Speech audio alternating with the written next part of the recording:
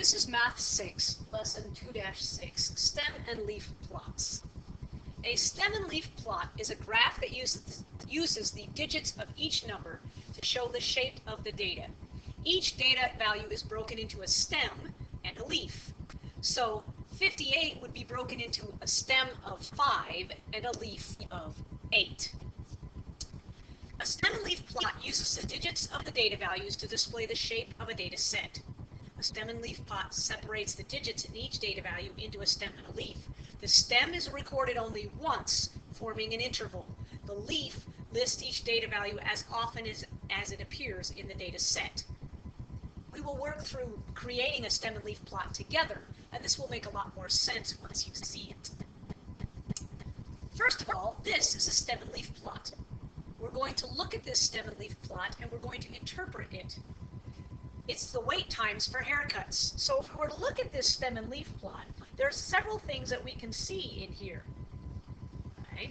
Here are my stems, 0, 2, 0, 1, 2, and 3, which means everything in this category right here in this very first row, those are all single-digit wait times. That means there was a wait time of 1, 3, 4, 5, 6, and 9 minutes, because they gave us a key right here, which says 0/5 means 5 minutes. So we had a 1 minute wait time, a 1 minute wait time, a 3 minute wait time, a 4 minute wait time, a 5 minute wait time, a 6 minute wait time, and a 9 minute wait time. When you get to the stem of 1 here, that means you have a 10 minute wait time, another 10 minute wait time, then 11 minute wait time, 13 minute wait time, and so on. So how many customers waited more than 10 minutes? Well, more than 10 minutes means everybody after these data values right here. This was 11 minutes, 13 minutes, 14 minutes, 14 minutes, 19 minutes. Then there was 21 minutes, 22 minutes, 24 minutes, 26 minutes, and then 30 minutes and 32 minutes. If we were to add all those digits up, we should have 1, 2, 3, 4, 5, 6, 7, 8, 9, 11 digits. So there are 11 customers who waited more than 10 minutes. Now, how long was the longest wait? The longest wait was 32 minutes found by those pieces of data right there. So it would be 32 minutes. And we know all of this because of the key that we have right there, which explains how to read your stem and leaf plot. So this is how to interpret a stem and leaf plot. Now that you've seen one, we're going to create a stem and leaf plot. To make a stem and leaf plot, we simply need to follow the following steps. Number 1, you write the stems in order. Use the whole number part. A leaf should always be a single digit. Stems are either single or double or sometimes triple digits. Leaves are always one-digit numbers. Draw a vertical line to the right of the stems. Then you're going to write your leaves in order. Be sure to list every data value, even if it is repeated. And then choose a title and include a key, because the key is going to explain your stems and leaves to everybody else. So let's take a look. Make a stem and leaf plot of the following bowling scores. That's a lot of bowling scores. 130, 90, 141, 128, etc. If I look through this data, I'm going to highlight my highest number and my lowest number. I'm going to start with my lowest number. Looks like 90 is my lowest number. And if I'm looking through my data, it looks like right underneath that 148 is my highest number. So that helps me determine what I need for my stems. My lowest stem needs to be a 9, and my highest stem needs to be a 14, because remember, you only want single digits as your leaves. So if I make a stem and leaf plot, I like to put the word stem. Oops, I'm going to need space for my title, so I need to bring that down just a little bit. Stem, and my leaf. You don't have to put the word stem and leaf. I tend to do that just because I tend to forget otherwise. This is for bowling scores, so I'm going to put bowling scores up here so I don't forget to title it. And what did I say? I needed to go from the low of 9 to a high of 14. So 9, 10, 11, 12, 13, and 14. In the 90s, I had 90, 93, and 97. So I need a 0, a 3, and a 7. Notice you don't put commas between the numbers because that could get confused later. So you just leave spaces. So we've taken care of this number, we've taken care of this number, we've taken care of this number. Now I need the numbers that are in the hundreds, but the single digits, 100 to 109. So I have 100 right here. I have any other hundreds.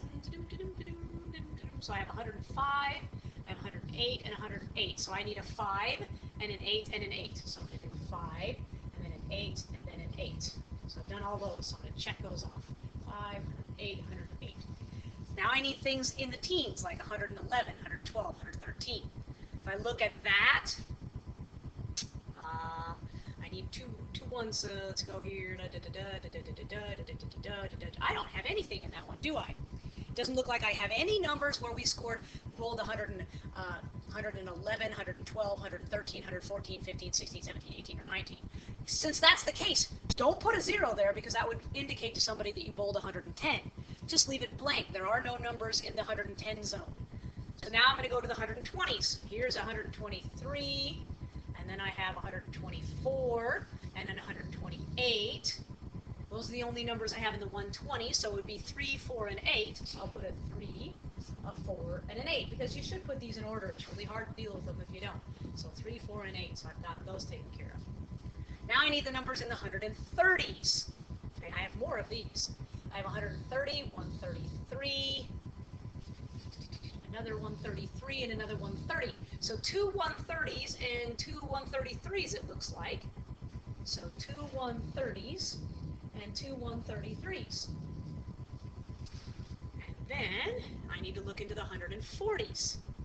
I'm going to box these because it'll make it easier. I have 141, 146, 142, and 148. Don't want to forget my big one here. So I have a 1, 2, 6, 8.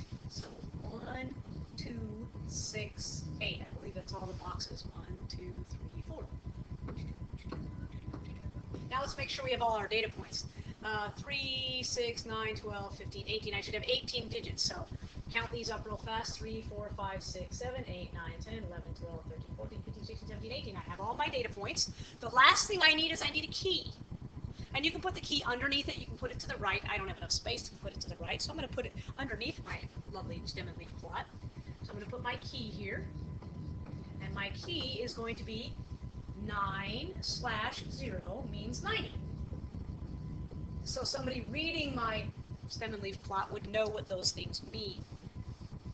Okay? So if you looked at this, remember our smallest number was 90. Our largest number was 148. So we had to have a stem from 9 to 14. We didn't have any numbers in the 110 zone in this category right here, so we just left it blank because if you put a number in there, if you put a 0 in there, that indicates that you had a number 110. So you don't want to put numbers where they don't belong, so we just left the 110 blank. And that's how to make a stem and leaf.